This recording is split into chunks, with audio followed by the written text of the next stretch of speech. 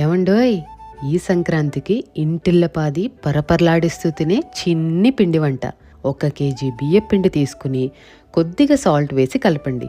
ఒక cricket ball size అంతా మన ఇంట్లో చేసిన స్వచ్ఛమైన వెన్న తీసుకొని ముందు పిండి అంతా కలిసేలా బాగా కలుపుకోవాలి.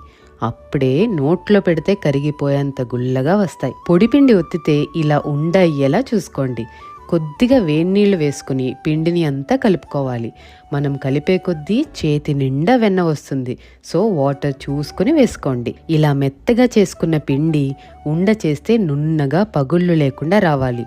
ఒకవేళ అలా రాకపోతే ఇంకొంచెం వెన్న కలుపుకోండి. పిండిని ఆరనివ్వకుండా మూత పెడుతూ ఉండలు చేసుకుని బాగా కాగిన నూనెలో వేసి మీడియం ఫ్లేమ్లో మంచి బంగారపు వన్నె వచ్చేంత వరకు వేయించుకోవాలి.